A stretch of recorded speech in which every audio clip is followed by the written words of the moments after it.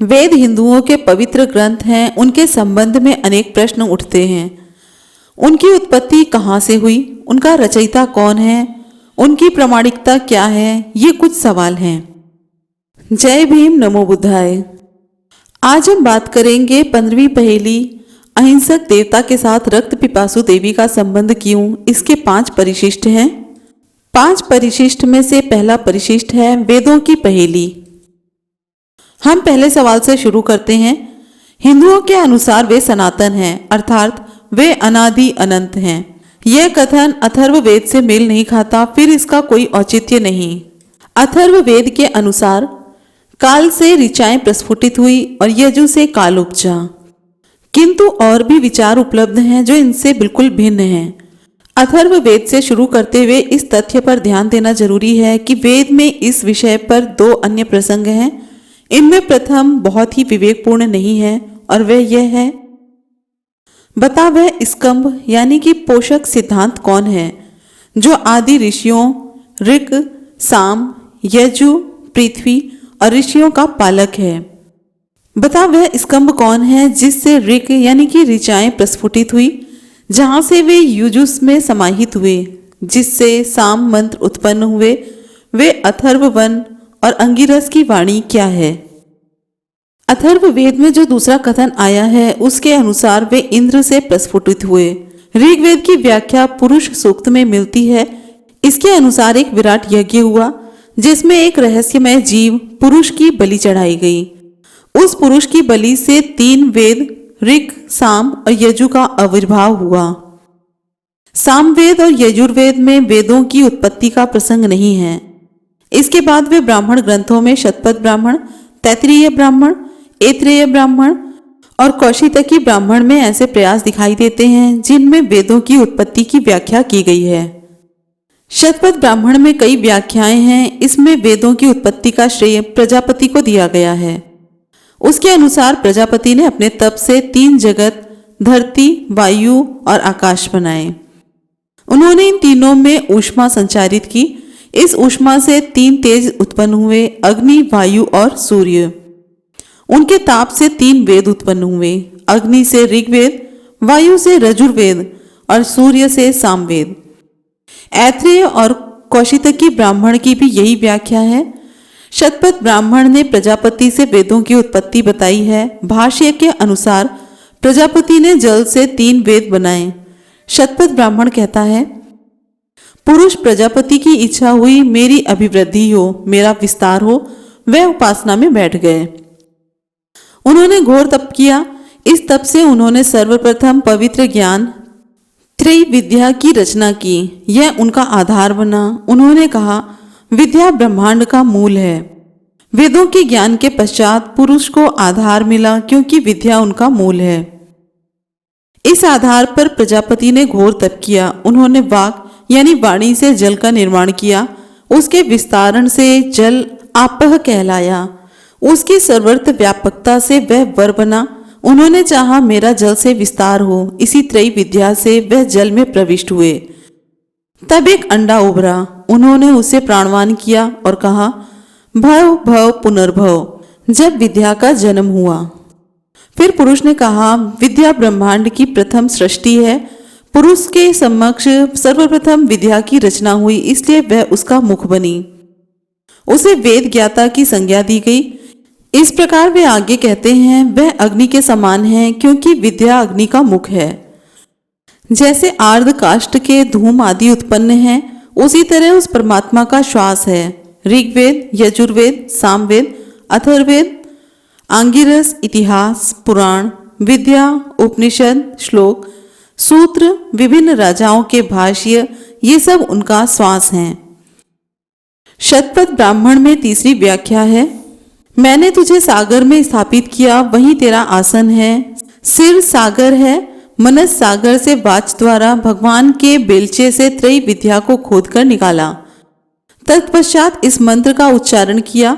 देदीप्यमान देवता जाने इस आहुति सामग्री को उन्हें कहाँ रखा, जिसे ईश्वर ने तेजधार बेलचे से खोदकर निकाला। मन समुद्र है, वाच तीव्र बेलचा है, त्रयी विद्या समिधा है। इस संदर्भ में मंत्र को उच्चारा, वह मन में समा गया। तैत्तिरीय ब्राह्मण की 3 व्याख्याएं हैं। वह कहता है वेदों के कर्ता प्रजापति हैं। वह कहता है प्रजापति ने राजा सोम को बनाया, तत्पश्चात 3 वेदों की रचना की गई। इस ब्राह्मण की दूसरी व्याख्या का प्रजापति से कोई संबंध नहीं है। इसके अनुसार वाच यानी वाणी अविनाशी है, वह पूजा में प्रथम प्रसूत है, वेदों की जननी और अमरता का केंद्र बिंदु है। हम में आनंद सृजित कर वह यज्ञ बन जाती है। रक्षा की देवी मेरे आह्वान को सुनने को उद्यत हो। मेधावन ऋषि, मंत्रों के सृष्टा, देवगण जिनका अनुग्रह तप और कठोर उपासना से प्राप्त करते हैं। इस सब के ऊपर तैत्तिरीय ब्राह्मण तीसरी व्याख्या देता है। वह कहता है कि वेद प्रजापति की दाढ़ी से उत्पन्न हुए हैं। उपनिषदों में भी वेदों की उत्पत्ति की व्याख्या की गई है। छांदोग्य उपनिषद की व्याख्या शतपथ ब्राह्मण के समान है, अर्थात ऋग्वेद अग्नि से उत्पन्न हुआ, यजुर्वेद वायु से और सामवेद सूर्य से उत्पन्न हुआ। बृहदारण्यक उपनिषद ने जो शतपथ ब्राह्मण का अंग है अलग कथा कही है।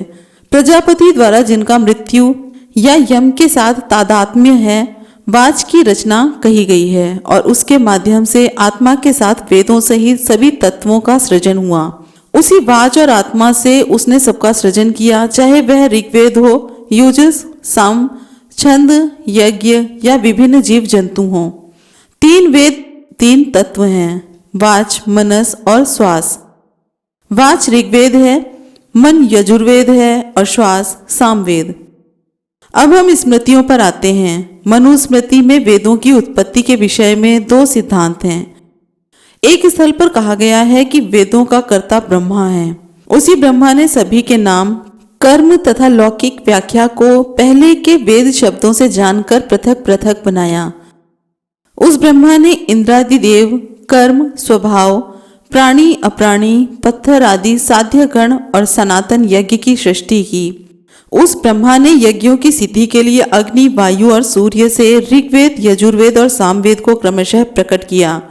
एक अन्य स्थान पर यह माना गया लगता है कि प्रजापति वेदों के रचयिता हैं, जो निम्नलिखित प्रकार से प्रकट हैं। प्रजापति ने 3 वेदों से 3 अक्षर लिए, अ, उ और म। साथ ही भू, भुवः और स्वः लिया।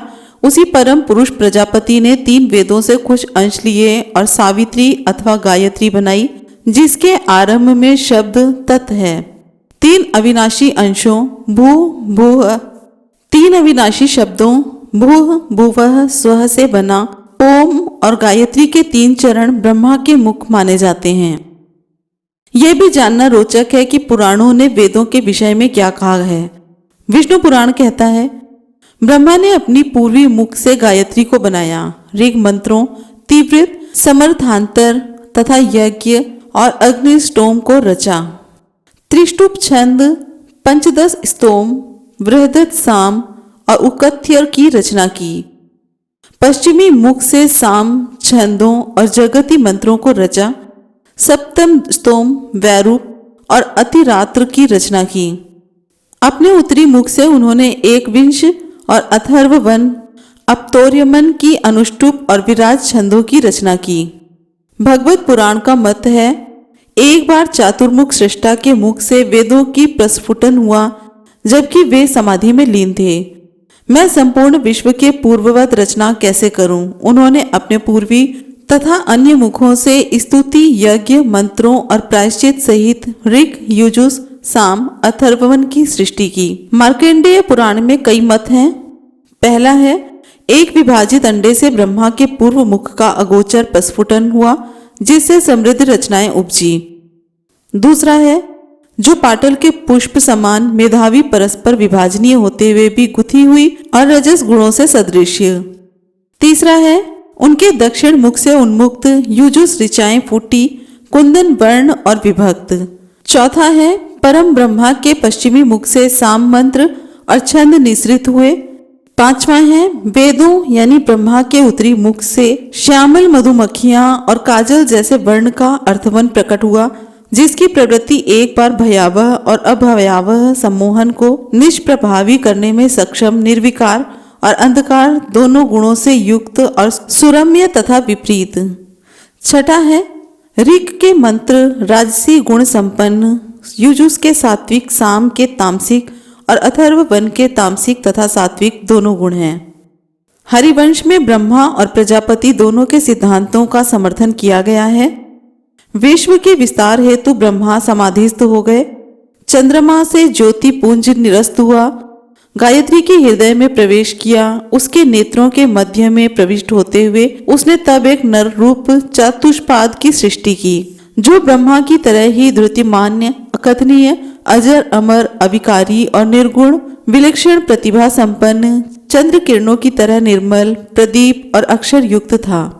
परमेश्वर ने ऋग्वेद की रचना की, साथ ही अपने नेत्रों से युजुस, अपनी जिह्वा से सामवेद और सिर से अथर्वन को रचा। इन वेदों ने अपनी सृष्टि के साथ ही अपना आकार ग्रहण कर लिया। उनमें वेदों की प्रवृत्तियां उत्पन्न हो गई, क्योंकि ये उन्हें प्राप्त हुई, अतः वह वेद बन गए। तब इन वेदों ने पूर्व स्थिति अनादि अनंत वेद विद्या का सृजन किया, स्वमेधा जनित गुणों से दिव्य ब्रह्मांड रूप धारण किया। यहाँ प्रजापति को सृष्टा माना गया है। इसमें कहा गया है कि जब परम पुरुष ने अपने मुख से ब्रह्मांड और हिरण्य गर्भ की रचना की और अपने को विखंडित करने की इच्छा की, तो उन्हें बहुत संदेह था कि यह सब कैसे होगा। हरिवंश ने आगे कहा है, जब वे इस प्रकार सोच रहे थे तो उनके मुख से ओम शब्द निकला, जो वायु, पृथ्वी और आकाश में प्रतिध्वनित हुआ। जब देवादिदेव ने इनका बार बार उच्चारण किया तो उनके हृदय में मन का सत्व सक्रिय हुआ, उनके हृदय से वष्टकार उद्वेलित हुआ। तब पवित्र और परमोत्कर्ष बृहत्तियां भू भुवः स्वः बनी। तब महान स्मृतियां बनी, जो पृथ्वी, वायु और आकाश से ध्वनि रूप में परिवर्तित हुई। तब देवी उत्पन्न हुई, श्रेष्ठतम छंद बने, 24 पदीय गायत्री की रचना हुई। दैवी शब्द तत् से परमेश्वर ने सावित्री रची। तब उसने ऋग, काम, यजुर और अथर्व वन वेदों और उनकी प्रार्थनाओं और संस्कारों की रचना की। वेदों की सृष्टि के संबंध में 11 विभिन्न व्याख्याएं हैं। पहली है पुरुष के रहस्यात्मक यज्ञ से, दूसरी है स्कंभ से, तीसरी है उसके प्रत्यंगों जैसे उनके केश और मुख से, चौथी है इंद्र से, पांचवी है काल से, छठी है अग्नि, वायु और सूर्य से, सातवीं है प्रजापति के विस्तारण और जल से, आठवीं है ब्रह्मा की श्वास से, नवीं है परमेश्वर द्वारा मनस सागर की खुदाई से, 11वीं है प्रजापति की दाढ़ी से और 11वीं है बाज के प्रस्फुरण से। एक सीधे सीधे सवाल के इस तरह भ्रामक जवाब क्यों दिए गए, यह एक पहेली है। इन सब का उत्तर देने वाले ब्राह्मण हैं। वे सभी वैदिक परंपरा के दास हैं। वे ही प्राचीन धार्मिक कथाओं के संरक्षक हैं। वे इस सीधे से सवाल के ऐसे असंगत और बेतुके जवाब क्यों देते हैं। वेदों का रचयिता कौन है? हिंदुओं का विश्वास है कि वेद दैवी रचना है। तकनीकी शब्दावली में वेद अपौरुषीय हैं, अर्थात किसी मानवेतर शक्ति द्वारा रचे हुए हैं। इस सिद्धांत के समर्थन में साक्ष्य क्या है? प्राचीन संस्कृत साहित्य में एक रचना है अनुक्रमणी। वैदिक साहित्य के विभिन्न अंगों का इसमें व्यवस्थित संकेत है। प्रत्येक वेद की एक अनुक्रमणी है, कहीं कहीं एक से अधिक भी है। ऋग्वेद की 7 अनुक्रमणियां उपलब्ध हैं। इनमें से 5 शौनक की, 1 कात्यायन की और 1 किसी अज्ञात लेखक की हैं। यजुर्वेद की 3 हैं। इसकी 3 शाखाओं में से प्रत्येक की 1 है। ये है आत्रेयी, चारायणी और माध्यदिन। सामवेद की 2 अनुक्रमणियां हैं। एक का नाम आर्षेय ब्राह्मण और एक का नाम परिशिष्ट है। अथर्ववेद की 1 अनुक्रमणी है। इसका नाम बृहत सर्वानुक्रमणी है। प्रोफेसर मैक्स मूलर के अनुसार सबसे महत्वपूर्ण अनुक्रमणी कात्यायन की ऋग्वेद के लिए सर्वानुक्रमणी है। इसकी महत्ता कई कारण से है। पहली, इसमें प्रत्येक मंत्र का प्रथम शब्द दिया गया है। दूसरी, मंत्रों की संख्या है। तीसरी, संकलनकर्ता ऋषि, उसकी परंपरा का नाम। चौथी, देवता का नाम और 5वीं, प्रत्येक छंद का नाम दिया गया है। सर्वानुक्रमणी के संदर्भ से यह आभास मिलता है कि विभिन्न ऋषियों ने मंत्रों की रचना की और उनका संपूर्ण संकलन ऋग्वेद बना। ऋग्वेद की अनुक्रमणी के अनुसार यह साक्ष्य मिलता है कि यह वेद पौरुषीय है, अन्य वेदों के विषय में भी यही निष्कर्ष हो सकता है। अनुक्रमणीय यथार्थ हैं, यह बात ऋग्वेद के मंत्रों से सिद्ध होती है, जिनमें ऋषि अपने को वेदों के मंत्रों के रचयिता मानते हैं। कुछ उदाहरण निम्नलिखित हैं। जितने साक्ष्य हैं वो आपको स्क्रीन पर दिखाए जा रहे हैं, आप पॉज करके उन्हें देख सकते हैं। इतने साक्ष्य प्रस्तुत करने पर यह सिद्ध होता है कि वेदों की रचना मनुष्य ने की है, जबकि ब्राह्मणों ने सायास यह प्रचारित किया कि वेद मानव रचित नहीं है, जो एक पहेली है।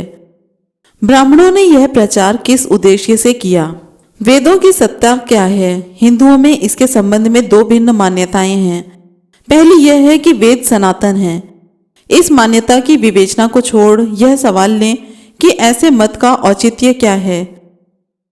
यदि हिंदुओं को विश्वास है कि वेद विश्व के प्राचीन ग्रंथ हैं, तो इस पर कोई विवाद नहीं कर सकता, परंतु इस अद्भुत विचार को युक्ति संगत ठहराने का कोई आधार नहीं है कि ये अनादि हैं। एक बार अगर यह प्रमाणित हो जाए कि ऋषि वेदों के रचयिता हैं, तो फिर यह प्रमाणित करने की कोई आवश्यकता नहीं रह जाएगी कि वेदों का आरंभ उस काल से मेल खाता है जब ऋषि हुआ करते थे। अगर यह मान लिया जाए कि ऋषि ही वेदों के रचयिता हैं, फिर यह मान्यता अनर्गल है कि वेद सनातन हैं। इस मान्यता को जीवित रखने के लिए जो तर्क दिए गए हैं वे भी कम हास्यास्पद नहीं हैं। सबसे पहले तो ध्यान देने योग्य यह बात है कि मान्यता निराधार है कि वेदों की रचना परमात्मा ने की है। यह विश्वास न्यायिकों ने जमाया, परंतु ऐसा लगता है कि पूर्व मीमांसा के प्रणेता जैमिनी के विचारों की हिंदुओं में मान्यता है और वे इस बात के पक्ष में नहीं हैं। मीमांसकों का यह उदाहरण उल्लेखनीय है। किंतु मीमांसक पूछता है, अमूर्त परमेश्वर ने किस प्रकार वेदों को अभिव्यक्त किया जिसका तालु और उच्चारण का कोई अंग नहीं है? इस कारण यह स्वीकार नहीं किया जा सकता कि उसने शब्दों का उच्चारण किया होगा। फिर यह प्रयास न्यायिक उत्तर मान्य नहीं है, क्योंकि परमेश्वर अमूर्त है और फिर भी अपने भक्तों को कृतार्थ करने हेतु वह रूप धारण कर सकता है। इस प्रकार यह तर्क कि वेद पौरुषीय नहीं है, ये खंडनीय है। मीमांसक कहता है कि मैं अब इन संदेहों का निराकरण करता हूं कि इन पौरुषेय का अर्थ क्या है जिसे प्रमाणित करना है। इसका तात्पर्य है किसी पुरुष द्वारा उत्पत्ति, जैसे हमारे द्वारा वेदों की उत्पत्ति जब हम इनका दैनिक पाठ करते हैं, अथवा इनकी अभिव्यक्ति की दृष्टि से कोई व्यवस्था है, अन्य स्रोतों से ग्रहित हमने स्वयं ग्रंथों की रचना की है। यदि पहले अर्थ को ग्रहण किया जाए तो कोई विवाद नहीं होगा। यदि दूसरे भाव को ग्रहण किया जाए तो मेरा यह सवाल है कि क्या इस कारण वेदों को प्रमाणिक माना जाए कि वे अनुमान के आधार पर प्रमाणिक सिद्ध होते हैं, अथवा उन्हें इस कारण प्रमाणिक माने कि वे देवी वाक्य हैं, अर्थात उनमें अगम ज्ञान है। प्रथम विकल्प कि वेदों की प्रामाणिकता इसलिए है कि यह आभास मात्र है। इसके संबंध में यदि मालती माधव अथवा अन्य लौकिक रचनाओं को देखा जाए तो यह सही नहीं हो सकता, क्योंकि यह सिद्धांत निराधार नहीं। यदि दूसरी ओर आप कहते हैं वेदों की सामग्री अन्य प्रमाणिक ग्रंथों से भिन्न है, तो इससे भी दार्शनिक सहमत नहीं होंगे, क्योंकि वेद वाक्य यह वाक्य है जिसे अन्य साक्ष्यों से प्रमाणित नहीं किया जा सकता। अब यदि यह सिद्ध किया जा सके कि वेद वाक्य मात्र उसी को प्रमाणित करता है जो अन्य साक्ष्यों से प्रमाणित है, तो हम उसी दलदल में फंस जाएंगे जैसे कोई आदमी कहे कि उसकी माता एक बांझ नारी थी, और अगर हम यह मान लें कि परमेश्वर ने कोई रूप धारण किया होगा तो यह मान्य नहीं होगा, क्योंकि बिना किसी तत्व के उन्होंने ऐसा कुछ व्यक्त किया हो जो अतीन्द्रिय हो, यह संभव नहीं, वह भी जब तक देश काल परिस्थिति में ना हो। न ही यह सोचा जा सकता है कि उसके नेत्र तथा दूसरी इंद्रियों में ऐसे ज्ञान प्रसार की कोई शक्ति थी। पुरुष केवल वही जान सकता है जो उसने साक्षात देखा है।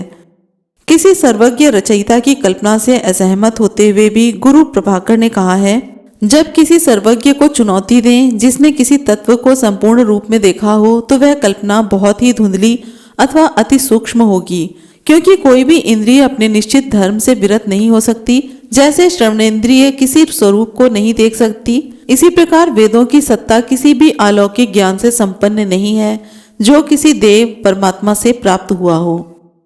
न्यायिकों के मत को निरस्त करने हेतु जैमिनी ने उपर्युक्त तर्क प्रस्तुत किए हैं। तदुपरांत जैमिनी पूर्व मीमांसा के सकारात्मक तर्क देते हैं कि वे किसी भी प्रकार ब्रह्म वाक्य नहीं हैं, बल्कि उससे भी श्रेष्ठ हैं। उनका कहना है, परवर्ती सूत्रों में उद्घोषित किया गया है कि ध्वनि यानी कि शब्द और उसके अर्थ का संबंध सनातन है। वे चाहते हैं कि यह प्रमाणित करें कि यह सनातनता शब्द की सनातनता अथवा स्वर पर निर्भर है। हम प्रश्न के प्रथमांग से आरंभ करते हैं, अर्थात उस सिद्धांत से कि ध्वनि सनातन नहीं है। कतिपय अर्थात न्यायिक कहते हैं कि ध्वनि एक रचना है, क्योंकि हम यह जानते हैं कि यह प्रयासोत्पन्न है। यदि वह सनातन होती तो ऐसा न होता। अपने संक्रमण स्वभाव के कारण यह सनातन नहीं है, अर्थात यह एक क्षण में ही विलीन हो जाती है, क्योंकि इसके संबंध में हम क्रिया को निकलना कहते हैं अथवा हम ध्वनि निकालते हैं। क्योंकि विभिन्न व्यक्तियों को इसकी अनुभूति तत्काल होती है और परिणामतः उनकी इंद्रियों के तत्काल संपर्क में आती है, दूरस्थ और निकटस्थ होते हैं। यदि वह सनातन और एकमेव होती तो ऐसा न होता, क्योंकि ध्वनि के मूल और संशोधित दो रूप होते हैं, दधि अत्र और दध्य अत्र के रूप में प्रस्तार के नियम से मूल ध्वनि ई या य में बदल जाती है। इस प्रकार जिस तत्व में परिवर्तन हो जाता है वह सनातन नहीं है, क्योंकि यदि अधिक संख्या में व्यक्ति समवेत ध्वनि करते हैं तो उसका विस्तार हो जाता है। फलतः उन मीमांसकों का सिद्धांत तथ्यहीन हो जाता है जो यह कहते हैं कि ध्वनि मानव प्रयत्न से प्रकट ही की जाती है, उत्पन्न नहीं की जाती, क्योंकि सहस्रों वक्ता भी उसके अर्थ में विस्तार नहीं कर सकते, उसके स्वर का ही विस्तार करते हैं। जैसे 1000 दीपक भी एक बड़े घड़े के आकार का विस्तार नहीं कर सकते।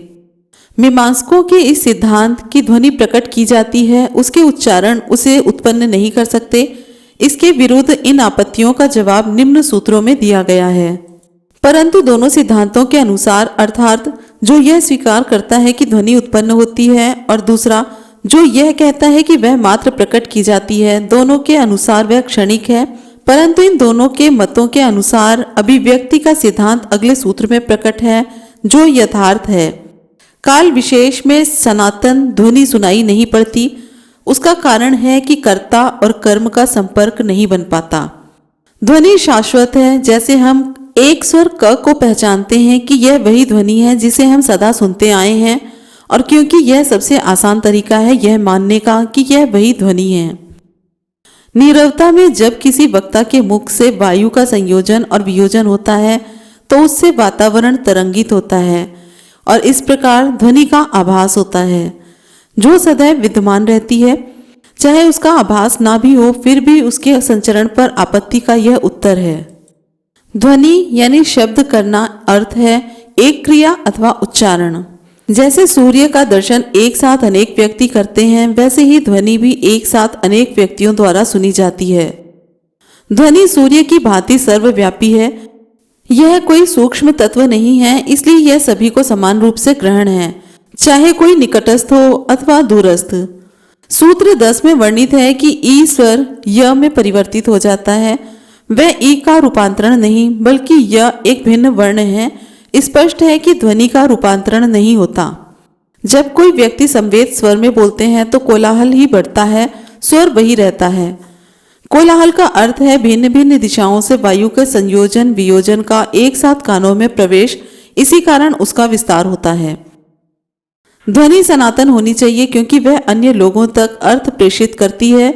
यदि वह सनातन न होती तो जब तक श्रोता उसका भाव जानता तब तक वह उपस्थिति ना रहती, और इस प्रकार श्रोता भाव ग्रहण करने से वंचित रह जाता, क्योंकि वह उपस्थित ही नहीं रहती। ध्वनि सनातन है क्योंकि वह सदैव सही और समान होती है और अनेक व्यक्ति उसे एक साथ समान रूप से सुनते हैं, और यह नहीं माना जा सकता कि वे सभी गलती करें। यदि गौ यानी गाय शब्द को 10 बार दोहराएं तो श्रोता कहेंगे कि 10 बार गौ कहा गया है। वे यह नहीं कहेंगे कि गौ की ध्वनि के 10 शब्द कहे गए हैं। इस प्रकार ध्वनि की शाश्वतता का यह एक और प्रमाण है। ध्वनि सनातन है क्योंकि हमारे पास यह मानने के लिए कोई आधार नहीं है कि इसका क्षय हो जाता है, जैसा कि सूत्र 20 में। परंतु यह कहा जा सकता है कि ध्वनि वायु का रूपांतरण है, क्योंकि इसका उद्गम वायु का संयोजन है। क्योंकि शिक्षा यानी कि वेदांग का कथन है कि ध्वनि के अनुरूप हवा निकलती है और इस प्रकार यह वायु में उत्पन्न होती है, इसलिए सनातन नहीं हो सकती। इस आपत्ति का निराकरण सूत्र 22 में किया गया है। ध्वनि वायु का रूपांतरण नहीं है। यदि ऐसा होता तो श्रवणेन्द्रिय के समक्ष कोई संगत तत्व न होता। इस न्यायबद्ध सार को देखते हुए कि ध्वनि सनातन है और वेद के शब्द भी ध्वनि है, इस कारण वेद भी सनातन हुए। हम तर्कों की कीचड़ में फंसना नहीं चाहते। आश्चर्य यह है कि ब्राह्मणों ने वेदों के सनातन होने के इस सिद्धांत का प्रचार क्यों नहीं किया। अपने सिद्धांत के समर्थन में उन्होंने ऐसे अनर्गल तर्क क्यों गढ़ डाले। ब्राह्मणों ने यह स्वीकार क्यों नहीं किया कि वेद ब्रह्मवाक्य नहीं है। वेदों की सत्ता के विषय में दूसरी मान्यता यह है कि वे मात्र पावन और पवित्र ही नहीं बल्कि अकाट्य भी हैं। यह समझना कठिन है कि ब्राह्मणों ने वेदों को अकाट्य बताने की कोशिश क्यों की। नियमों के संदर्भ में वेदों को सही अर्थों में कोई नियम नहीं है। वेदों ने धर्म को नैतिक भावना प्रदान नहीं की। वेदों के निम्नलिखित 3 अंशों को मुश्किल से ही नैतिक परिधि में ढाला जा सकता है। पहला है यम और यमी का संवाद, जो कि आपस में भाई बहन थे। यह संवाद विस्तार रूप से छठी पहेली, वेदों के विषय सामग्री क्या उनका कोई नैतिक अथवा आध्यात्मिक मूल्य है, इसमें पूरी तरह से दिया गया है। वीडियो का लिंक आपको डिस्क्रिप्शन बॉक्स में मिल जाएगा, वहां पर आप देख सकते हैं।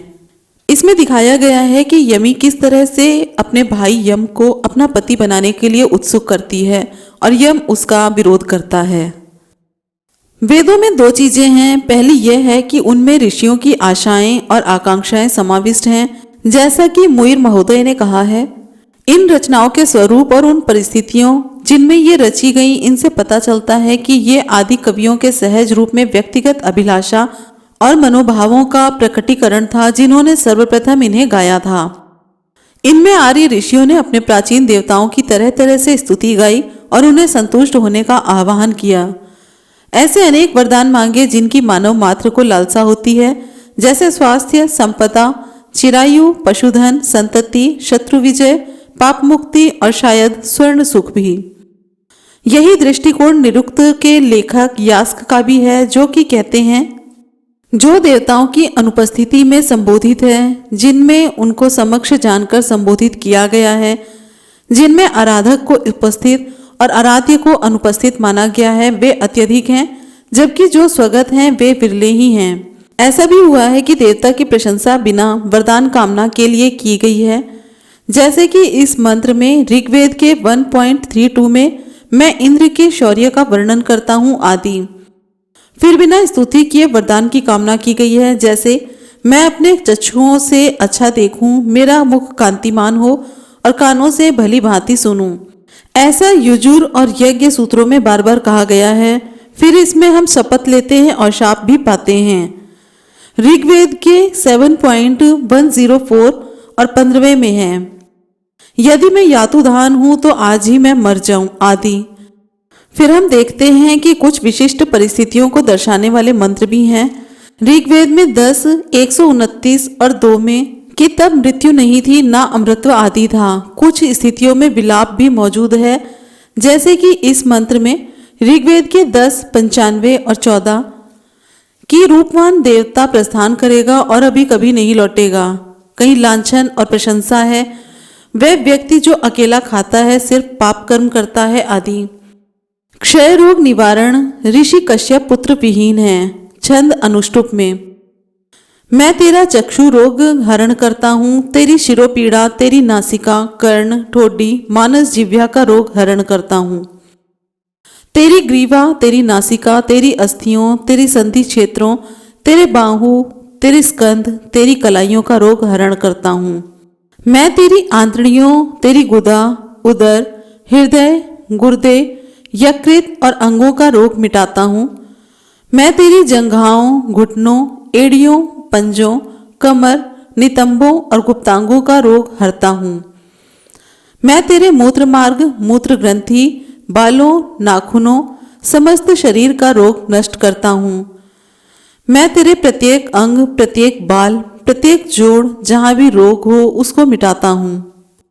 जैसा कि प्रोफेसर विल्सन का कथन है, ऋग्वेद सबसे विशाल ग्रंथ, जिसमें कि मुश्किल से कोई ऐसा उदाहरण मिलेगा जिसमें इंगित होता हो कि उसमें कोई सैद्धांतिक अथवा दार्शनिक विवेचन है।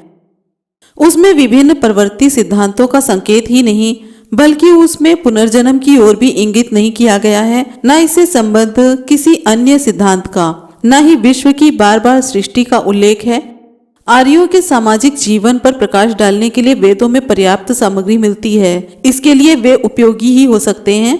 यह आदिम जीवन का चित्रण है, उनमें प्रगति का कोई प्रसंग नहीं, उनमें दोष अधिकतम और गुण न्यूनतम हैं।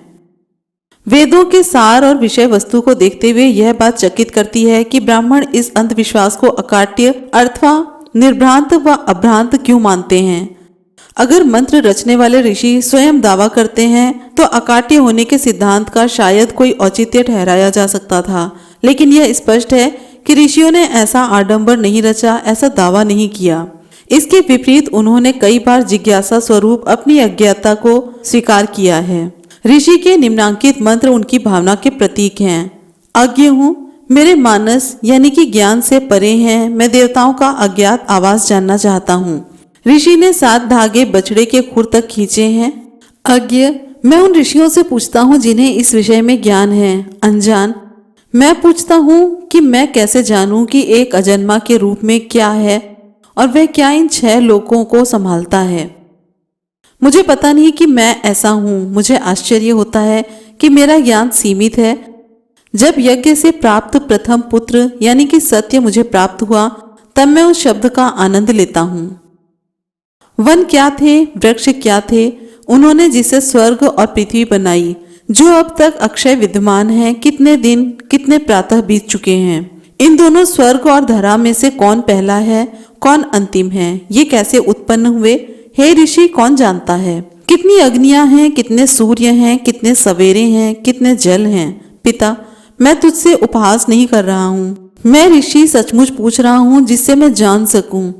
वहां किरणें तिर्यक फैलती हैं, यह नीची हैं अथवा ऊंची। वहां जनन शक्ति थी और महान शक्तियां थी। प्रयत्न स्वाध्याय नीचे है या ऊपर, कौन जानता है यह किसने बनाया है। यह सृष्टि कब हुई, कहाँ से आई। परमात्मा इस ब्रह्मांड की सृष्टि के पश्चात जन्मा और कौन जानता है यह कब रची गई। क्या किसी ने इसकी रचना की अथवा नहीं। जो सर्वोच्च स्वर्ग में रहता है उसने यह ब्रह्मांड रचा, वह सचमुच जानता है अथवा नहीं। अकाट्य होने के इस सिद्धांत के बारे में कुछ अन्य बातें भी हैं जो कि ध्यान देने के योग्य हैं। पहली बात तो यह है कि वह मान्यता मौलिक है या भारत के इतिहास में बाद में जड़ दी गई। सामान्य मत यह है कि यह एक मूलभूत सिद्धांत है। सर्वप्रथम धर्म सूत्रों के इस विषय पर प्रकाश डाला गया है, जो सर्वप्रथम विधि ग्रंथ हैं। उनका संकेत है कि वह विकास सही नहीं है। वेदों के अकाट्य होने के संबंध में गौतम धर्म सूत्र में निम्नांकित नियम प्रतिपादित हैं। वेद पवित्र विधान के उद्गम हैं और उनकी परंपराएं तथा रीतियां जो कि वेद को जानते हैं। यदि वे समान हैं, अधिकारों वाली शक्तियों के बीच संघर्ष हो, किसी एक का अनुसरण करें, सुखी रहें। वशिष्ठ धर्म सूत्र का विचार इस प्रकार है। पवित्र विधान पाठों और ऋषि परंपराओं से निर्धारित किए गए हैं। नियमों के अनुसार निश्चय न हो पाने पर इन 2 सूत्रों को शिष्टों की सत्ता सर्वोपरि है। जो कामना रहित हैं वे शिष्ट कहलाते हैं। बौधायन का मत निम्न प्रकार है। प्रत्येक वेद में पवित्र नियमों की शिक्षा है, हम उसके अनुसार व्याख्या करेंगे। पवित्र विधान की शिक्षा परंपराओं में है, स्मृति का दूसरा स्थान है। शिष्टों के व्यवहार का तीसरा स्थान है। शिष्ट निसंदेह वे हैं जो निस्पृह, ईर्ष्या से मुक्त, दर्प से मुक्त, मात्र 10 दिन के लिए अन्न संग्रह करने से संतुष्ट होते हैं, लोभ से मुक्त, पाखंड, अज्ञान, स्वार्थ, अनिश्चय, बुद्धि तथा क्रोध से रहित हैं। जो शिष्ट कहलाते हैं जिन्होंने पवित्र विधानों के अनुसार वेद वेदांग का अध्ययन किया है, जो जानते हैं कि इनसे किस प्रकार संदर्भ लिए जाएं, मान्य पाठ से भावानुकूल साक्ष्य प्रस्तुत कर सकें। उनके विफल हो जाने पर न्यूनतम 10 सदस्यों की सभा विधान के विवादित प्रश्नों पर निर्णय दें।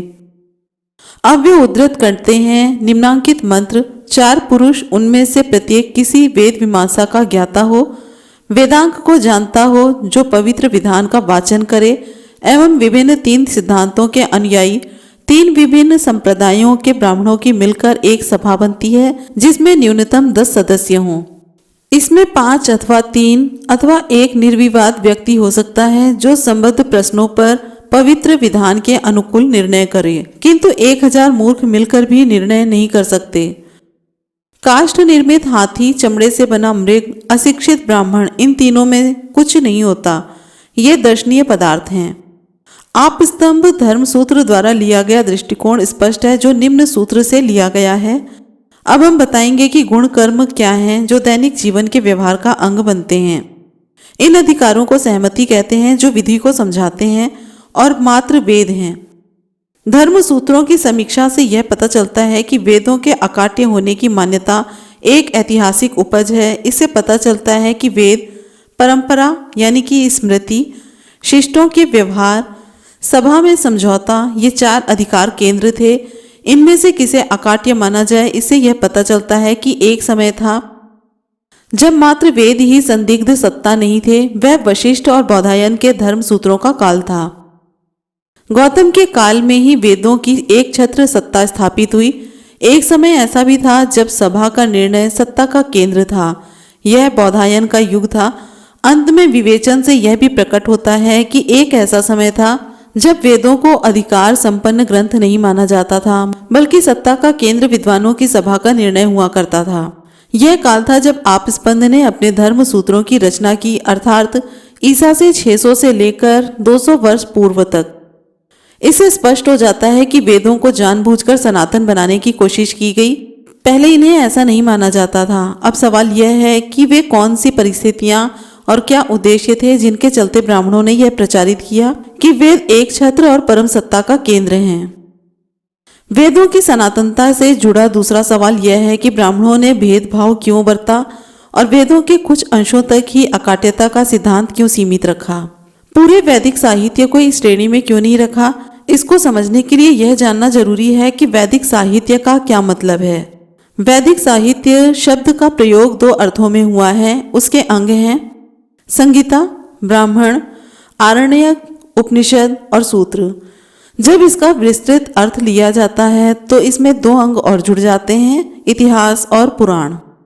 पहली बात ध्यान में यह रखनी चाहिए कि एक समय यह सारा साहित्य एक ही श्रेणी में आता था और इनके बीच उद्घाटित यानी ईश्वर दत्त अथवा लौकिक, अलौकिक अथवा मानवीय तथा प्राधिकृत अथवा अपराधिकृत के आधार पर कोई भेद नहीं था। यह बात शतपथ ब्राह्मण से स्पष्ट है। लेकिन जब ब्राह्मणों ने अकाट्य होने के सिद्धांत को स्थापित करने का प्रयास किया तो उन्होंने वैदिक साहित्य को 2 भागों में विभक्त कर दिया, श्रुति और अश्रुति। प्रथम विभाजन में उन्होंने 8 अंगों में से केवल 2 को श्रेष्ठ रखा, संगीता और ब्राह्मण को।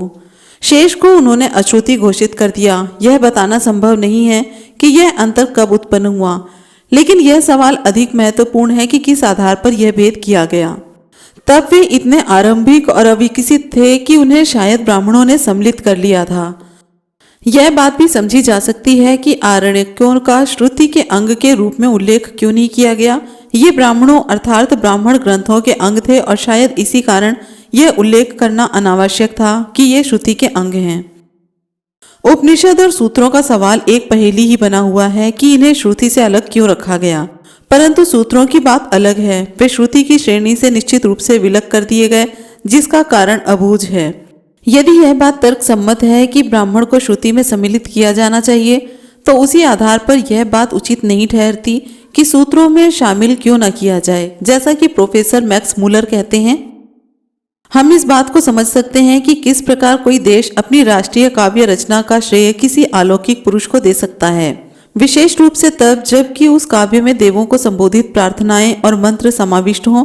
परंतु ब्राह्मण ग्रंथों के गद्य साहित्य के विषय में यह कहना कठिन है। ब्राह्मण ग्रंथ स्पष्ट रूप से मंत्रों की अपेक्षा बाद की रचनाएं हैं। इसी कारण इन्हें श्रुति में समाहित किया गया होगा, क्योंकि सूक्तों की साधारण प्राचीन कविता से नहीं बल्कि इन्हीं धर्मशास्त्रीय रचनाओं से ब्राह्मणों के अधिकाधिक महत्वाकांक्षी दावों के लिए एक अनुमानित प्रामाणिकता हासिल की जा सकती थी। लेकिन हालांकि हमें उन तर्कों को कोई महत्व देने की जरूरत नहीं है जिनके माध्यम से ब्राह्मणों ने मंत्रों और ब्राह्मण ग्रंथों की समकालिक उत्पत्ति सिद्ध करने की कोशिश की। फिर भी इसका कोई कारण नहीं दिखाई देता कि हमें इस सामान्य मत को उतना व्यर्थ मानकर अस्वीकार क्यों नहीं कर देना चाहिए, जिसके अनुसार भारत के लौकिक अधार्मिक साहित्य और सूत्रों की तुलना में ब्राह्मण ग्रंथ और मंत्र दोनों ही अपेक्षाकृत अधिक प्राचीन हैं। ऐसा होना आम बात है कि पवित्र ग्रंथों में बाद की रचनाओं को प्राचीन रचनाओं के साथ ही जोड़ दिया जाता है, जैसा कि ब्राह्मण ग्रंथों के साथ हुआ। किंतु हम कठिनाई से यह विश्वास कर सकते हैं कि जब तक कोई पक्ष इन उपेक्षित रचनाओं के सिद्धांत विशेष की प्रामाणिकता अमान्य घोषित करने के लिए प्रयत्नशील न हो, पुराने और युक्ति युक्त अंशों को पवित्र रचनाओं से हटा दिया जाए और उन्हें बाद की रचनाएं बता दिया जाए। इसे मानने का कोई आधार सूत्रों के परवर्ती साहित्य में नहीं दिखाई देता। हमें ब्राह्मण और मंत्रों की अपेक्षा उनके परवर्ती होने के सिवाय ऐसा कोई कारण नहीं दिखता कि सूत्रों को श्रुति न बनाया जाए। क्या ब्राह्मण ग्रंथकारों को स्वयं ज्ञात था कि ऋषियों की अधिकांश रचनाओं और ब्राह्मण ग्रंथों के उद्भव के बीच युगों का अंतराल है? इस सवाल का जवाब बिना संकोच हाँ में दिया जा सकता है।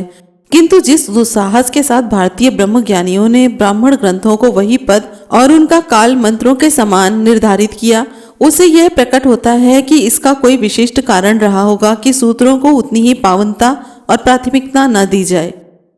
तीसरा सवाल उन बदलावों से संबंधित है जो श्रुति और उनकी अकाट्यता के दायरे में हुए। मनु ने ब्राह्मणों को श्रुति की श्रेणी से अलग कर दिया, जैसा कि उसकी स्मृति के इस अंश से स्पष्ट है। श्रुति का अर्थ वेद और स्मृति का अर्थ है विधान। इनकी विषय सामग्री पर तर्क नहीं किया जा सकता क्योंकि इनमें कर्तव्य बोध है। वे ब्राह्मण जो बुद्धिवादी ग्रंथों के आधार पर ज्ञान के इन दो स्रोतों की निंदा करें, उन्हें संशयवादी और निंदक जानकर बहिष्कृत किया जाए। जो कर्तव्य बोध चाहते हैं उनके लिए श्रुति सर्वोच्च सत्ता है। चौथा प्रश्न पुराणों के उस दावे से संबंधित है जो पुराणों को रचना की दृष्टि से वेदों से उच्च स्थान देता है। वायु पुराण का कथन है, सर्वप्रथम सभी शास्त्र पुराण ब्राह्मण के मुख से प्रस्फुटित हुए, तदुपरांत उनके मुख से वेद। मत्स्य पुराण वेदों से पुराणों का केवल पूर्ववर्ती होना ही घोषित नहीं करता, बल्कि वह उनके गुणों, सनातनता और शब्द के साथ तादात्म्य को भी उनमें मानता है। पहले केवल वेदों को इन गुणों से संपन्न कहा जाता था। वह कहता है, सर्वप्रथम अविनाशी पितामह यानी कि ब्रह्मा उत्पन्न हुए, फिर वेद, उसके अंगोपांग तथा उनके पाठ के विभिन्न साधन जन्मे और प्रकट हुए। ब्रह्मा ने जिन शास्त्रों का प्रस्फुटन किया उसमें सहस्त्रों कोटि मंत्रों के विस्तृत आयाम वाले शाश्वत ध्वनि जनित शुद्ध शास्त्र पुराण प्रथम थे, जो शुरू के जाप से जन्मे। फिर वेदों का उद्गम हुआ, तभी मीमांसा और न्याय और अन्य प्रमाण जन्मे। उनसे ब्रह्मा जो वेदों के अध्ययन में आस्थावान थे, संतति के इच्छुक थे, उनके मानस पुत्र जन्मे। वे इस कारण मानस पुत्र कहलाए कि सर्वप्रथम उनके मानस से प्रस्फुटित हुए थे। भागवत पुराण वेदों के समान प्रामाणिकता का दावा करता है। ब्रह्मरात का निर्णय है कि जो पुराण भागवत कहलाता है वह वेदों के पूरी तरह समान है। ब्रह्म वैवर्त पुराण ने स्पष्टतः दावा किया है वह वेदों से श्रेष्ठ है।